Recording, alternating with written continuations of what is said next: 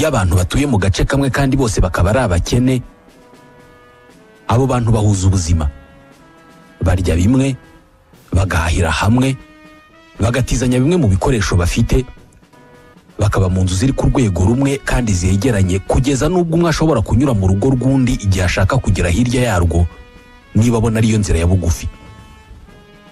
Nyir'urugo runyuzwemo nta nubwo ashobora kubibona nk'ikibazo ngo abone ko bamuvogereye, cyane ko izo ngo zabo hari nubwo ziba zitazitiye. Baba babanye neza cyane kugera igihe umwe muri bo aboneye amafaranga, amikoro yakazamuka, ahita avugurura inzu ye, akayubakira igipangu gikomeye, hejuru agashyiraho ibimene by'amacupa cyangwa se senyenge, rimwe na rimwe akanacirira imbwa ibuze ubonetse wese kuzi we, ndetse mu kibonezamvugo cye hakiyongeramo amagambo nko kuvogerwa, uburenganzira, ubwisanzure, kandi kuboneka ko bikagabanuka cyane, ndetse iyo bishobotse yagura ubutaka bwe akagurira ba baturanyi be bakimuka. Aho bajya gutura ntihamureba. Imibanire y'aba bantu irahinduka cyane.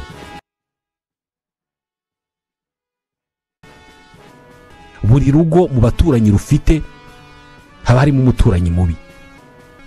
Niba nta muturanyi mubi ugira, ubwo abaturanyi bawe bo baramufite. Ese uko amikoro y'umuntu agenda azamuka, uwo muntu arushaho kugenda aba mubi. Ndabasuhuje, nitwa Ismael Mwanafunzi. Umuntu niwe kinyabuzima gishobora gukora amabi yose ashoboka watekereza: kwiba, kwica, kubeshya, kugambana, guhemuka, gukora intambara itarimo impuhwe na nke. Ariko nanone umuntu afite ubushobozi kandi akora ibikorwa byiza bidakorwa n'ikindi kinyabuzima icyo ari cyo cyose: gukunda, kuvura, gutabara, kwiyunga n'abanzi be. Bishoboka bite ko umuntu umwe yagira ubushobozi bwo gusenya ubwiza nk'ubu ngubu? Iyo ugeze mu mujyi wari wose ukomeye, muri imwe mu mijyi myiza iri kuri iyi si, wubatsemo ibikorwa remezo byiza nk'inzu z'ibirahuri zirabagirana, ukareba abantu beza bagenda muri uwo mujyi, uhita ubona ko isi ari nziza ndetse ko n'abayituye ari beza. Ariko abo bantu beza gutyo, ibyo bintu byiza ubona gutyo bashobora kubisenya mu kanya nk'ako guhumbya. Bakuraho ubushobozi bwo kumara imyaka myinshi bubaka, hanyuma bagasenya ibyo bubatse mu kanya nk'ako guhumbya. Iyo wumvise inkuru z'abagizi ba nabi bishe umuntu, abajura bibye umuntu bakamucusha urutwe twose, abantu banga undi kubera impamvu zidasobanutse, utekereza ko byatangiye ryari? Niba abantu tubona bakora ibikorwa byiza nko gufasha abandi, kubavura, kubatabara, ndetse rimwe na rimwe bakabitangira, ariko bagashobora no gukora ibindi bikorwa by'ubunyamaswa nko kugambana, guhemuka, kwangana, kwiba n'ibindi, ni uruhe ruhande ruruta urundi muri izi ebyiri? Abantu ni ibinyabuzima byiza cyangwa se ni ibinyabuzima bibi? Ese koko muri buri umwe muri twebwe hihishe n'inyamaswa y'inkazi tugomba gushaka uko twacisha bugufi? Tubahaye ikaze muri iki kiganiro. Ntabwo nari nzi ko ari uko uteye. Niyo mvugo benshi bakoresha iyo kera kabaye bamenye ko wa muntu mwiza babonaga ashobora no gukora amabi. Icyo twese tuzi ni uko umuntu ashobora guhitamo kuba mubi cyangwa se mwiza. Ese umuntu muri rusange ni ikinyabuzima cyiza kigirwa kibi n'ibyo kinyuramo muri ubu buzima? Nawe uzi abantu bakora amabi bakavuga ko babitewe n'abandi? Kwibaza niba umuntu muri kamere ye ari mwiza ni ikibazo abantu bibajije kuva kera cyane. Umufilozofe w'umugiriki wo mu bihe bya kera, Platon, yagereranyaga ineza y'umuntu n'izuba rikoresha umucyo waryo rikamurikira imibereho yacu na buri kimwe mu bikorwa byacu. Nyuma yaho Aristote, Mutagatifu Thomas d'Aquin ndetse na Emmanuel Kant nabo bamaze igihe kinini cy'imibereho yabo biga kuri iki kibazo cy'ubwiza n'ububi bw'abantu. Kant yatekerezaga ko kuba mwiza k'umuntu abikomora mu bwenge. Kuba ufite ubwenge nibyo bituma uba umuntu mwiza, ukaba wanabinyangamugayo, ari nayo mpamvu duhitamo gukurikiza amategeko ya leta. Ubwenge bwawe bukubwira ko ugomba kubana neza na mugenzi wawe, kubera ko iyo utabikoze amategeko aragukanyaga. Kuri Emmanuel Kant, kugira ubwenge nibyo bigutegeka kuba umuntu mwiza, kubera ko nutaba mwiza isi ubwayo yonyine izabikwishyuza. Iyo ubonye umuntu utagira icyo atinya uvuga ko afite ubwenge buke. Ese tugomba buri gihe gutekereza mu buryo butuma tuba abantu beza? Tekereza igihe umuntu yanyerera akikubita hasi imbere yawe, icyo uhita wihutira gukora ni ukumwegura. Ni ibintu byizana muri ako kanya ukibona uwo muntu aguye utanabitekerejeho. Ni nkaho twese turi munsi ya rya zuba Plato yavugaga. Igitekerezo cyo gukora icyiza kikwinjira mu mubiri nk'uko imirasire y'izuba ikwinjiramo igakwira umubiri wawe wose, mu marangamutima, mu bikorwa no mu bitekerezo byawe byose. Gusa nk'umuntu ibyo bikuba hari uko ubonye abandi bantu. Niyo mpamvu iyo wumvise ihene yitsamuye utayibwira ngo urakire. Niyo mpamvu tutagira impuhwe nyinshi ku zindi nyamaswa. Niyo mpamvu twirirwa tuzisogota. Uwo yitwa Sebastien Wadel, ni umufilozofe w'Umudage. Ibikorwa byacu byiza byose biyoborwa n'imyitwarire myiza ariyo twise ubumuntu. Ibi by'ubumuntu byazanywe mbere na mbere n'Abagiriki, nyuma byamamajwe mu bantu n'Ubukristu kugeza n'uyu munsi. Ibikorwa byiza bikozwe n'abantu byose byitwa ubumuntu. Ni ubutabera, ubugiraneza, icyizere n'ubushishozi. Ngibi ibintu bine bigize icyo twise ubumuntu. Umuntu wifitemo ubutabera, ubugiraneza, icyizere n'ubushishozi tunamwita inyangamugayo. Ubumuntu buba mu bikorwa byacu no mu bitekerezo byacu, by'umwihariko iyo turi mu bikorwa biduhuza n'abandi bantu. None niba umuntu muri we imbere yifitemo ubumuntu ndetse akaba yifitemo kuba mwiza, kubera icyo ataba mwiza buri gihe? Ubugome, urugomo n'ubugizi bwa nabi biba kuri iyi si bikorwa n'abandi. Abo babikora bava he? Kubera iki ikibi kidasiba kwinjira mu bikorwa byacu? Igisubizo kiri mu gitabo cyitwa Sa Majesté de Mouche cya William Golding. Muri icyo gitabo, indege itwaye abana b'Abongereza bose bavutse mu miryango myiza y'abishoboye ikora impanuka ikagwa ku kirwa mu nyanja ya Pacifique. Abantu bakuru bose bari bayirimo barapfa, hakarokoka abo bana. Abo bana bakirokoka bahise bitoramo umuyobozi uzabafasha gushyira hamwe kugira ngo bashobore kurokoka kuri icyo kirwa. Uwo muyobozi batoye yitwaga Ralph. Ralph yashyize abana ku murongo, batangira kumvikana ndetse batangira no gutekereza ku buryo bwo gushaka ubutabazi. Ikibazo ni uko muri abo bana harimo uwitwa Jack. Jack yari umwana utagira icyizere, nta nkuru nziza yamuvaga mu kanwa. Buri uko bakoraga igikorwa kigamije gushaka ubutabazi, we yababwiraga ko bidashoboka kandi akabereka impamvu. Buri gisubizo babonaga we yabaga gifitiye ikibazo. Ntabwo yigeze ashimishwa no kuba Ralph yaratowe nk'umuyobozi. Yahoraga amurwanya kubera ko yaramufitiye ishyari. Byageze aho atoranya bamwe mu bana abangisha Ralph ndetse abita ingabo ze, les chasseurs niko yabise. Abana batangiye gucikamo ibice batyo, batangira kurwana kugeza ubwo batwitse cya kirwa. Amahirwe yabo ni uko baje gutabarwa n'ingabo z'Abongereza. Mwibuke bari abana bato baturuka mu miryango itandukanye mu Bwongereza. Ntaho bari barize iby'amacakubiri, ishyari n'inzangano. Mu magambo make, ikibi kizabona inzira igihe cyose amahame yashyizweho atubahirijwe. Ibi bihita byerekeza abantu ku cy'umuhanga mu iyigamitekerereze w'Umwongereza Thomas Hobbes mu kinyejana cya 17 yise État de nature. Hobbes yashyigikiraga igitekerezo cy'uko inyoko muntu aho iva ikagera iremye mu gasuzuguro, ihangana ndetse n'ubusambo. Ngiyi imiterere ya twese. Ngiyi imiterere kamere muntu iyo ari yo yose ifite, ari nayo ntandaro y'intambara abantu bose barwanamo n'abantu bose. Kubera ko bidashoboka ko twebwe ubwacu twakwivana muri iyo miterere karemano, dukeneye umucunguzi w'igihangange uzatuzanira amahoro n'umutuzo kuri twese. Uwo mucunguzi yitwa Leviathan. iyo atabonetse ubuzima bwacu buhinduka ubwigunge, agahinda, ishavu, kandi bukaba ubuzima utakwifuza gukomeza kubamo.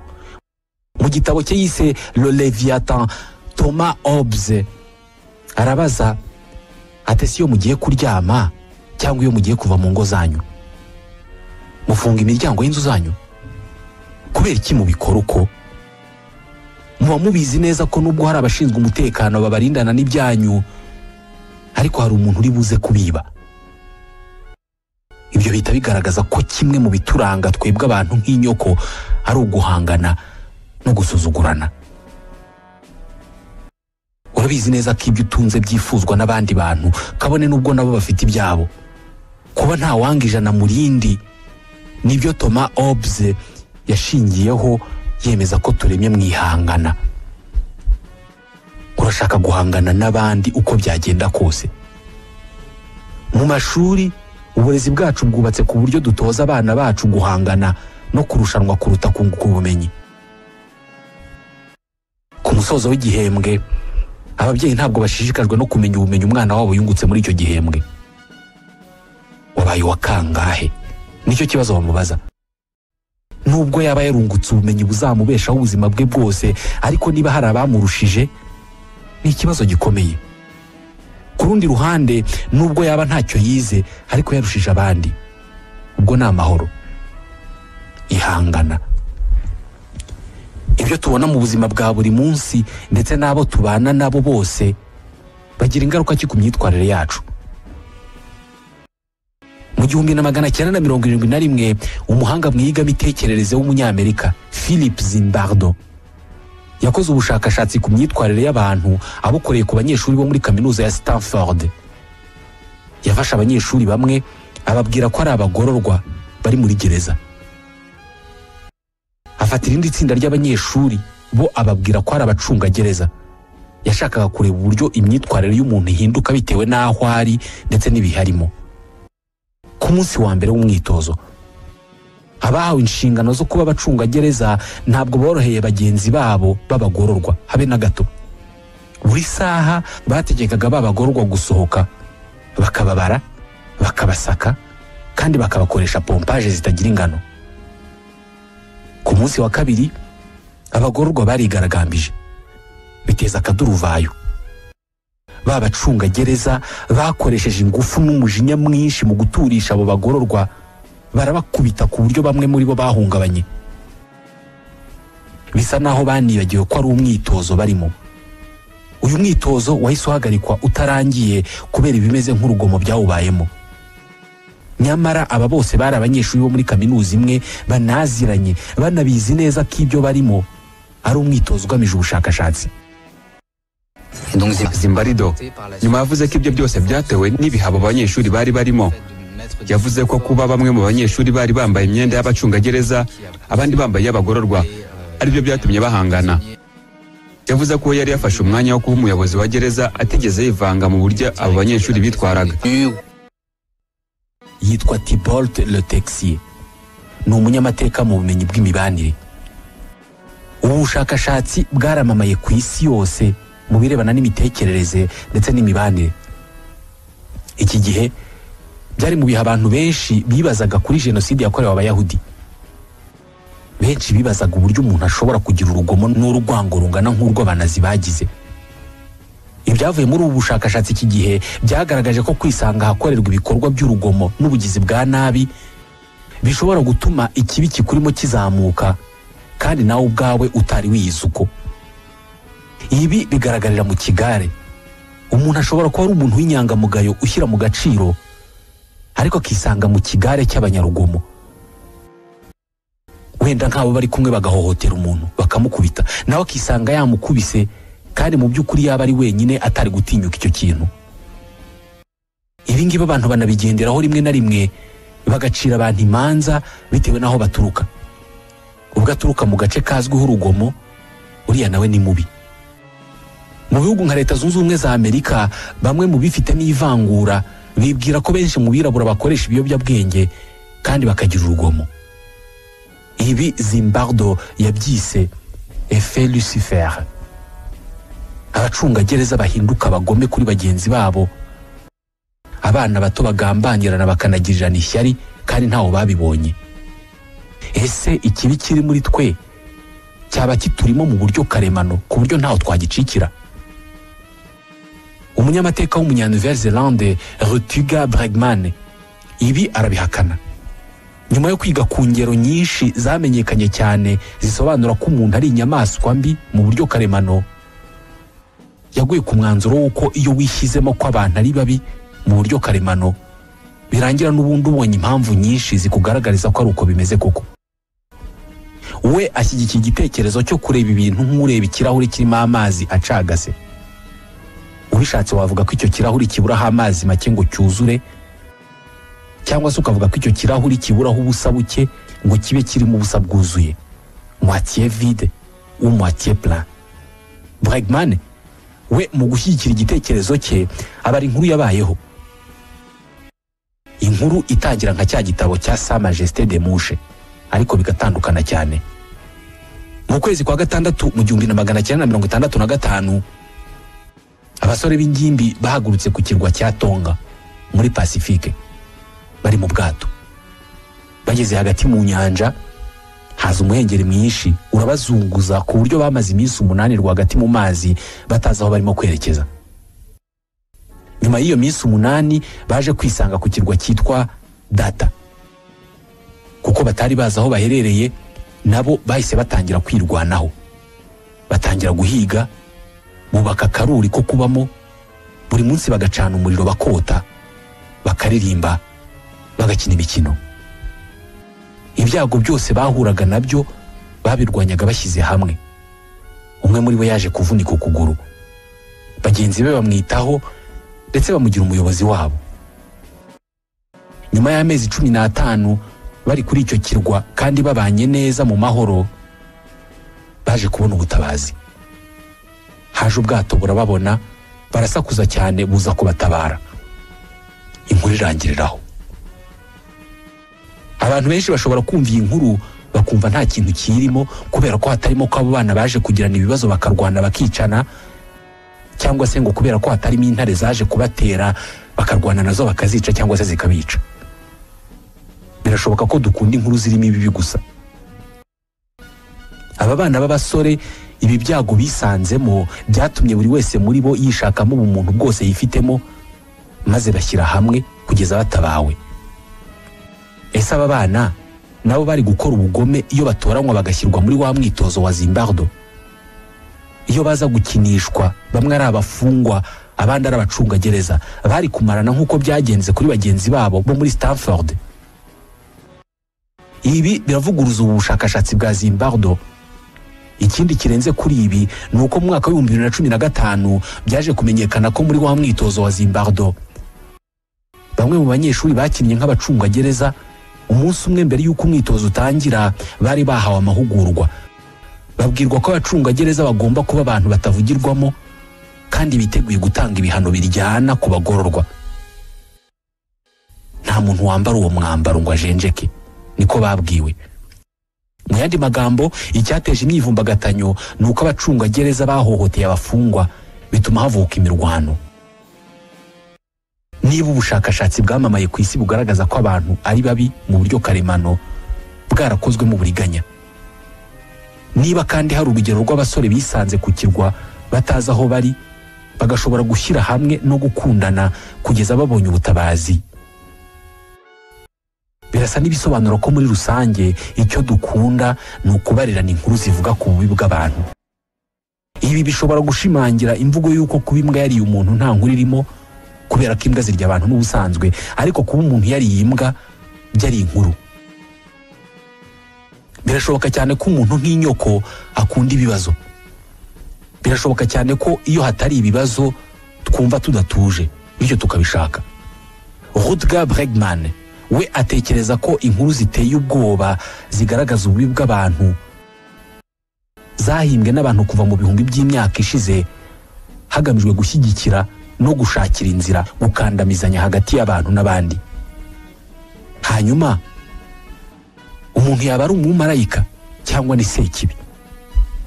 Mu gushaka kumenya niba abantu turi inyamaswa mbi zifitemo ubugome, hari abanyamateka bagiye kure kure cyane, kugera ku bakurambere bacu kugira ngo bamenye uko babagaho.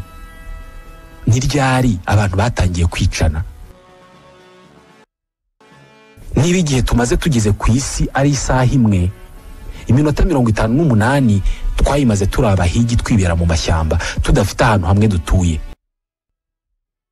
Iminota 2 yonyine niyo ishize abantu batangiye gutura no kubaka iterambere ryose mubona. Mu gihe iyi si yari kiri amashyamba yirirwamo abantu babeshejweho no guhiga, nta kindi kintu cyabaga mu mitwe yabo usibye guhiga inyamaswa no kurwana. Uyu munsi niba umuntu w'igihangange ku isi ari ushobora kubaka ikoranabuhanga rituma abantu batumanaho byoroshye, cyangwa se umuntu ushobora gukora urukingo, cyangwa uwazanye igitekerezo cyo gushyiraho banke. Mu myaka igera kuri miliyoni 2 ishize, ubwo umuntu w'igihangange ku isi yabaga ari umuntu uzi gusongora ibisongo bityaye, agashobora kwica inyamaswa nyinshi kandi akabasha kurwanya abanzi be akabica akabamara. Nguwo umuntu wari igihangange ku isi y'icyo gihe. Nguwo Elon Musk w'icyo gihe, niwe Vladimir Putin, niwe Papa Francis wo muri iyo myaka. Aba bantu babagaho mu matsinda y'abantu bari hagati ya 20 na 25. Ntabwo babaga ahantu hamwe, ahubwo babagaho bagenda nk'izindi nyamaswa zose zo mu ishyamba. Bitekerezwa ko iyo itsinda rimwe ryahuraga n'irindi bataziranye, birindaga gukimbirana no guhita barwana. Bigomba kuba ari na hano umwanditsi w'Umusuwisi Jean-Jacques Rousseau yahereye yemeza imibereho karemano y'abantu hano ku isi mbere y'uko iterambere riza rikabahindura. Rousseau yabonaga ko iterambere ari ryo soko y'ikibi cyose umuntu afite. Yatekerezaga ko iterambere n'ubusirimu ari byo byatumye mu bantu havuka ikibi. Rousseau yavugaga ko intangiriro y'ubuzima mu muryango mugari ari nayo yabaye intangiriro yo gusenyuka kwawo. Uko iterambere n'ubusirimu byongera, ni nako umuntu butakara. Buri gihe uko ubusirimu buzamuka, ni nako ibyago byongera. Bibiliya ibara inkuru y'uburyo Adamu na Eva birukanywe muri paradizo yo muri Edeni, bagatangira guhinga, korora no gukora indi mirimo yose ivunanye. Ni ukuvuga ko aribwo bahise batangira gutura, bakagira aho baba hazwi batahava. Iki gihe nibwo ubuzima bwatangiye gukomera, ari nabwo urugomo n'ubugizi bwa nabi no kubabazanya byatangiye. Reka tuvuge ku mateka atari ayo muri Bibiliya noneho. Kubera icyo umuntu yikuye muri paradizo yo mu ishyamba, aho yabagaho nta hantu atuye, abaho yihigira inyamaswa, hanyuma akaza gufata icyemezo cyo gutura no guhinga no korora no kugirana amakimbirane n'abandi. Byose bitangira nyuma gato y'igihe kirekire cy'ubukonje cyabayeho, aho isi yamaze imyaka myinshi yuzuye urubura, période glaciaire. Ni mu myaka 1015 ishize. Ubu bukonje bukimara gushira, urubura rugashonga, ahantu hose hagashyuha, nibwo abantu batangiye gutura hitwa muri croissant fertile. Ni mu burasirazuba bwo hagati muri Iraq, Iran, Israel na Palestine, bahitaga muri Mesopotamie. Mu Burayi ho abahinzi ba mbere bahageze nyuma, mu myaka 5000 mbere ya Yezu. Igihingwa cya mbere bahinze cyari ingano. Madame Sylviane Charles, n'umwanditsi akaba n'umwarimu muri kaminuza mu Budage. Bitekerezwa ko abahinzi ba mbere bagize mu mashyamba yo mu Burayi bagatangira gukuramo ibihuru n'ibigunda kugira ngo bahubake inzu zo guturamo. Nyuma y'uko batangiye gutura, bahise batangira kwiyongera mu bwinshi, ari nako inzu zo guturamo ziba nyinshi. Uko niko byasabaga gukuraho andi mashyamba menshi kugira ngo bongere ubuso bwo guhingaho no guturaho. Uko imyaka yagendaga ishira kandi, ni nako bakeneraga ubundi butaka bwo kororeraho. Icyaje kuba rero ni uko nyuma y'imyaka myinshi abantu babaye benshi kandi bagomba gusaranganya ubutaka bwarushagaho kuba buto. Ibi ni nabyo byatumye hatangira kwaduka amakimbirane. Ni ukuvuga ko amakimbirane ya mbere yabayeho yarashingiye ku butaka. Bigomba kuba ariyo mpamvu n'uyu munsi aya makimbirane ari mu yiganje mu bantu. Abantu bagitangira gutunga, ni nabwo batangiye kugirana amakimbirane n'urwango. Bitekerezwa ko intambara za mbere zabayeho mu myaka 1010 ishize. mu myaka 6500 ishize nibwo abantu babonye bwa mbere ibimenyetso by'uko abakurambere babo barwanaga intambara. Babonye ubuvumo n'ibimeze nk'imitamenwa abantu bishagamo bagenzi babo. Ni ibimenyetso by'uko abakurambere bacu barwanaga intambara. Babonye ibisigazwa by'imibiri y'abantu bigaragara ko bishwe nabi kandi bishwe n'abandi bantu. Babonye ibyobo rusange byashyinguwemo abantu.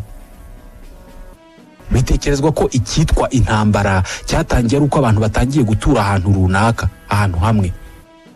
Inshuro nyinshi abantu bapfa kumwe yashatse gutwara iby'undi cyangwa se kumwe yumva ko hari ushaka kumutwara ibye. Kandi gutunga ibintu byatangiye ari uko abantu batangiye gutura.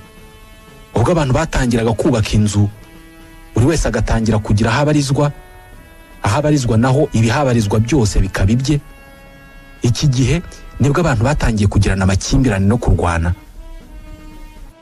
Abantu babaye biberaho bagenda batagira aho babarizwa, bahiga barara aho bageze hose, amakimbirane yagabanuka kubera ko nta wagira icyo atunga. Ubwo abantu batangiraga gutura no guhinga nibwo batangiye kubaka ibigega n'ubuhunikiro bw'imyaka. Nta wari ukijya guhiga kubera ko babaga bafite ibigega byuzuye ibiribwa. Muribuka tuvuga ko niba tumaze isaha yose tugeze ku isi iminota 58 ubwo twayimaze mu mashyamba, hanyuma ibiri yonyine akaba ariyo tumaze dutuye. Ubwo bivuze ko igihe kinini abatuye isi bakimaze babanye neza. Uru rugomo mubona rugezweho ntabwo rwatangiye kera cyane ubigeranije n'igihe tumaze ku isi. Hari ubuvumbuzi butari ubwa kera bwakozwe n'umushakashatsi mu by'ubuzima w'Umurusiya witwa Dmitry Belyaev. Kuva mu 1950 uyu mugabo yatangiye korora imihari.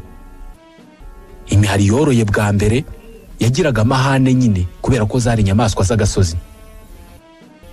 Iyo mihari yabyaraga yatoranyagamo ifite ubwitonzi idashaka kurya abantu, akaba ari yagumana inda akayohereza mu gasozi aho n'ubundi isanzwe iba. Nyuma y'ibisekuru bigera kuri 20 by'iyo mihari, ni ukuvuga uhereye ku mihari yoroye bwa mbere ayikuye mu gasozi ukagera ku yo yabyaye nayo ikabyara indi, yibyaye nayo ikabyara indi, nayo ikabyara indi kugera ku gisekuru cya 20. Iyo ku gisekuru cya 20 ntabwo yari ikiri imihari, yari isigaye ibaho nk'imbwa, ndetse yari yaranatangiye guhinduka no mu miterere yo ku mubiri. Imirizo yayo yari yaratangiye kwigonda, izuru ryaratangiye kuba rigufi ritagisongoye nka mbere, kandi amatwi yayo yaratangiye kugwa. Nubwo umuhari boroye urekeraho kuba umuhari ahubwo gatangira kuba umuhari wo mu rugo, hari n'inyamaswa zishobora kwiyorora z'ubwazo.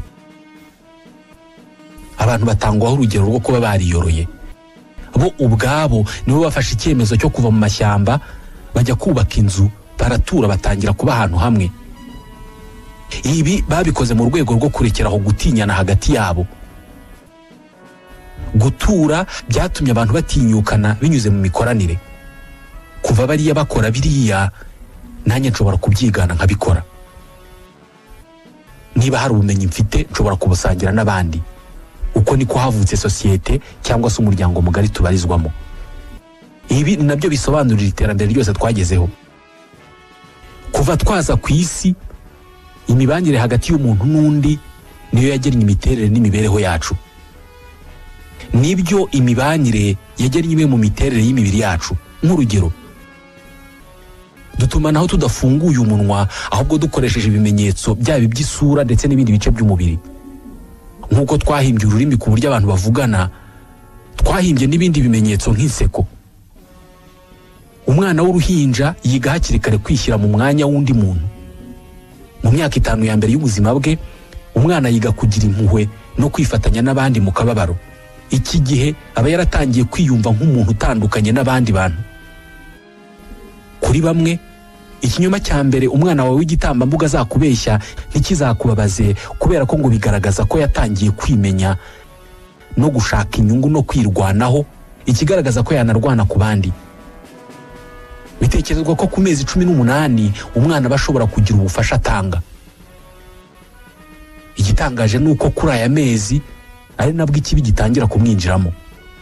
Nyuma gatoya y'amezi ni nabwo atangira gukora ikintu ari uko abona hari inyungu ari bugikuremo.